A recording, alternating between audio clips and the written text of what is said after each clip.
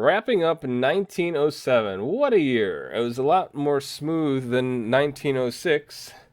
However, 1907 presented a challenge at the end as the Cleveland Naps almost had an opportunity to win games 4, 5, 6, and 7 and take the series 4-3, but fell short in the end, losing 7 to nothing on a very strong pitching performance by George McQuillan. No matter what I did pitching wise or defensive wise, I don't think there was much I could have done in that game.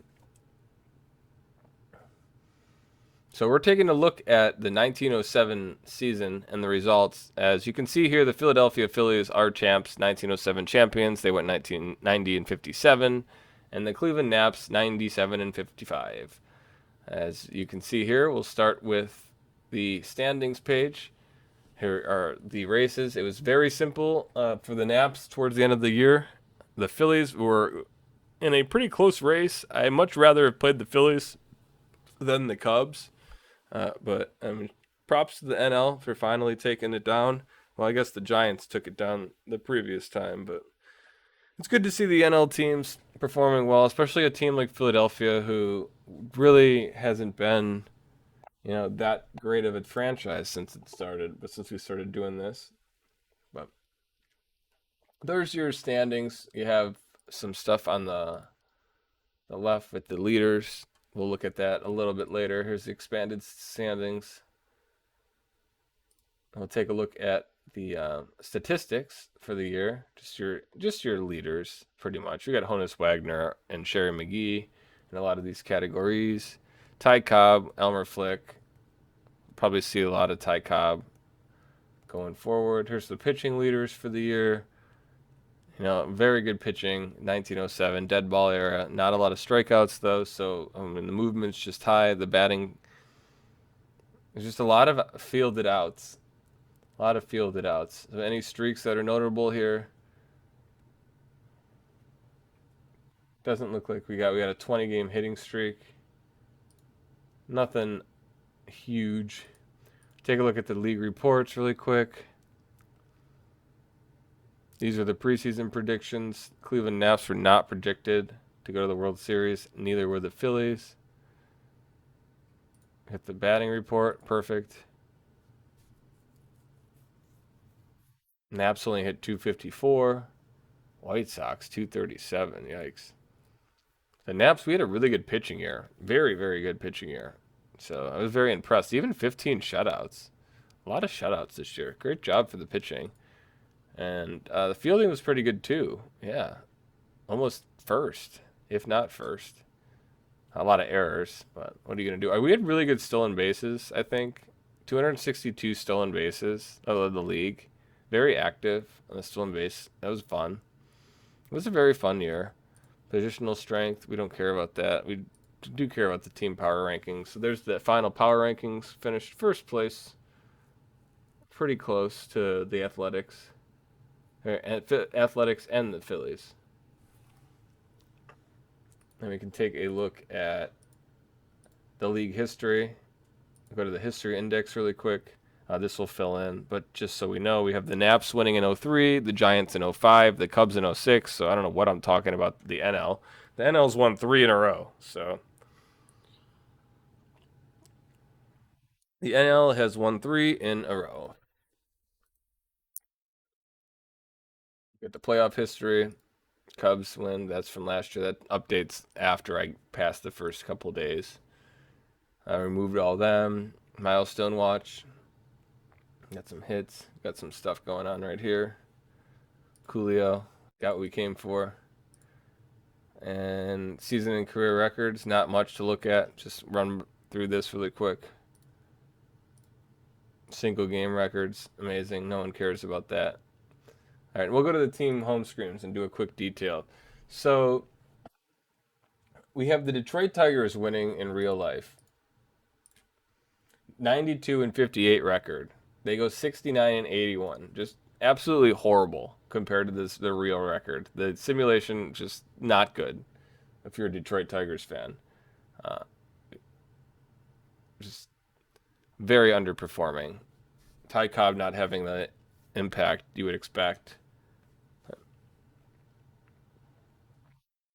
Then you have the Athletics next. Athletics went 88 and 57, so they underperformed slightly. Wouldn't have mattered that much. Rube Waddell continues to just strike out everybody.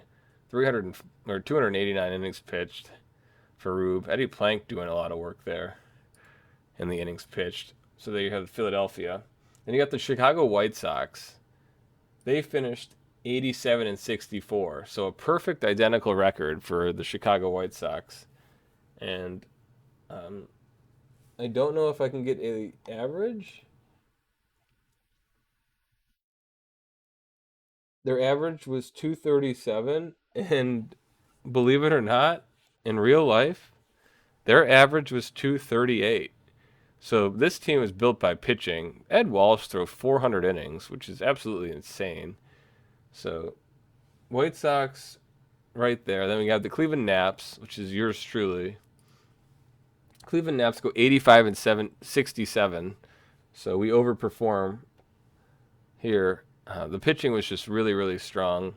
You love to see what happened with the Cleveland Naps. Just great job from them. I should probably turn this back to 3-man rotation, 4-man rotation. Perfect. And then that's all I'll do right now. But I just noticed that. But it was the World Series last game, so I turned it to a 1-game rotation, so everyone was in the bullpen. And then we have the Naps. A really good season.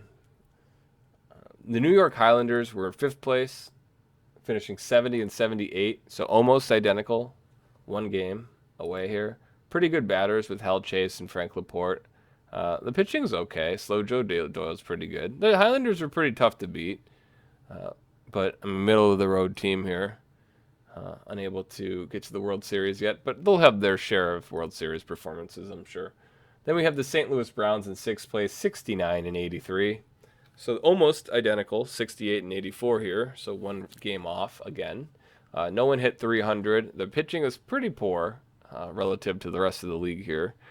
Since they were a pretty easy team to hit, but at the same time, it's easy to get shut out.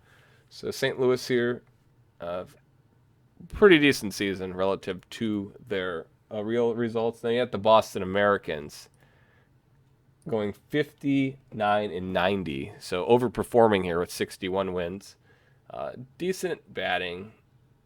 Unfortunate loss of Chick Stahl, their center fielder, who passed away.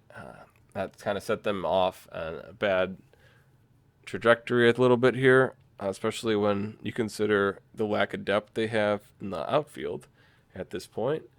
Cy Young really doesn't seem to be performing as good as I thought Cy Young would be, but he's still a very good pitcher. I thought he would be better though.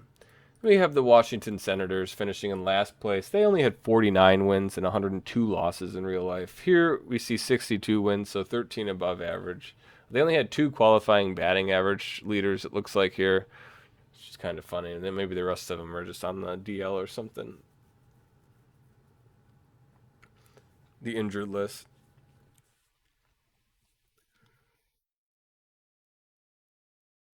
So there we go for Washington this year. Yeah, they have a lot of injuries actually. And we'll take a look here at the National League because the Cubs did win the World Series 4-0. They tied Game 1. So the Cubs were the World Series victors. We did not have to play them in the World Series. They did go 107 and 45, so they underperformed here. Very good pitching, just not enough hitting, it looks like, and probably just outmatched by the other teams. So unfortunate for the Cubs, they were unable to get to the World Series. Philadelphia Phillies did instead. However, the Pittsburgh Pirates finished in 2nd place in real life at 91 and 63, so pretty close. 4 games off there. Honus Wagner hits 350. And, it's kind of cool that they got a leadoff hitter named Goat. I doubt he's the greatest of all time, though. And you could tell how many injuries that other team had. This injuries really aren't here. But yeah, so the Pittsburgh Pirates, a little bit underperforming. Then you see the Philadelphia Phillies, who overperformed in our simulation. They only won 83 games in real life, so not too dramatic, only 7 game difference. But yeah, the Philadelphia Phillies with Sherry McGee, the MVP of the World Series, John Titus, and then the pitching just combined, everyone really good. George McQuillan came out of nowhere to ice it in the end. He didn't even throw that much, but that's kind of how it works. You get these guys at the end, and those are the shutdown guys that you need. That's how it worked for me in 1903, where Red Donahue came out of nowhere and he just worked. And I don't know how it worked, but it worked. And we're going to take a look at the New York Giants, the New York Baseball Giants. 85 and 68 here in our sim. They went 82 and 71 in real life, so they finished 3 games above, with Cy Seymour hitting above 300. Yeah, they play at the Polo Grounds, which is always fun. And Christy Mathewson always dealing. It's 2.74 ERA though, so a pretty down year for Christy. As the New York Giants finish in 4th place, then you have the Brooklyn Superbas. Actually, don't they play? Wait. I think they're Polo Grounds. Yeah, I was right. I wanted to make sure, or correct it if I was wrong. Brooklyn Superbas finished 65 and 83, so there was a huge gap here. So Brooklyn actually finished with their exact record, 65 wins, 83 losses. A huge gap between the top 4 and the bottom 4 in the NL. It looks like the top 4 teams just like to beat up on the bottom 4 teams and take some extra wins there. So Brooklyn finishing 5. You had the Cincinnati Reds finishing 6. Now the Reds went 66 and 87, so a few games below how they really finished in the simulation. Jake Weimer with the under 2 ERA, pretty good. But overall, not good pitching and just not quite the roster you need to be competitive.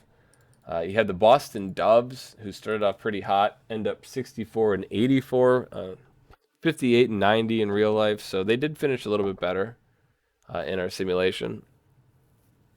So that's always good.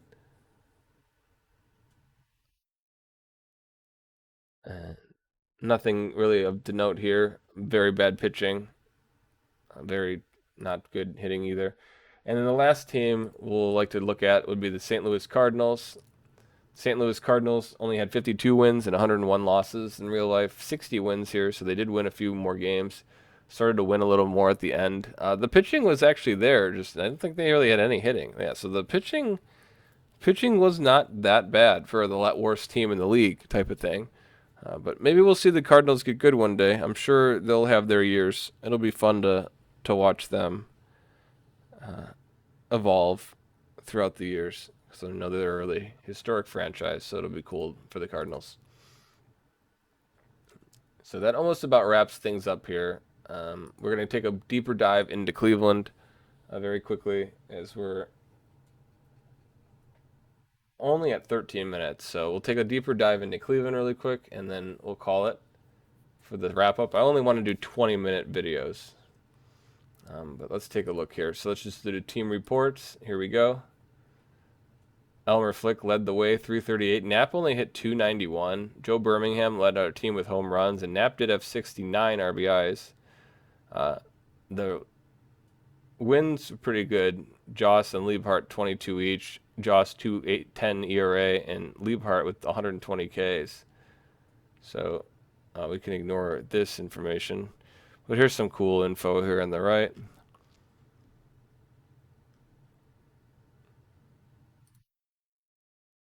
Now look at the team statistics really quick. Base running was negative, even though I had a lot of stolen bases first.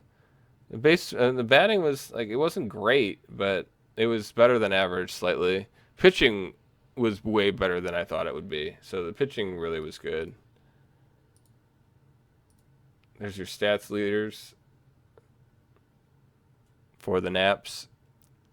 Elmer Flick did have 50 stolen bases. That's kind of cool that we got the 50. Elmer Flick all over those stats. And Addie Joss. Every other one is Addie Joss. More than every other one. Should probably take me there, right? Oh, takes me here. Got it. Earl Moore, he's pretty much done. I think he actually is done. He went to a different team. So goodbye, Earl Moore. I think I'm a Earl Moore. Goodbye. Got the team batting for the year.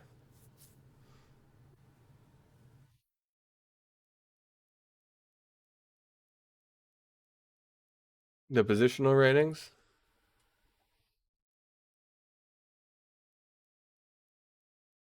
player ratings.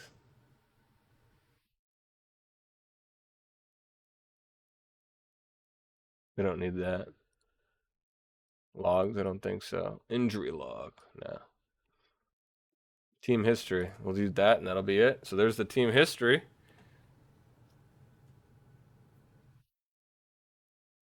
And I think the way that I can end this, first of all, we can take a screenshot.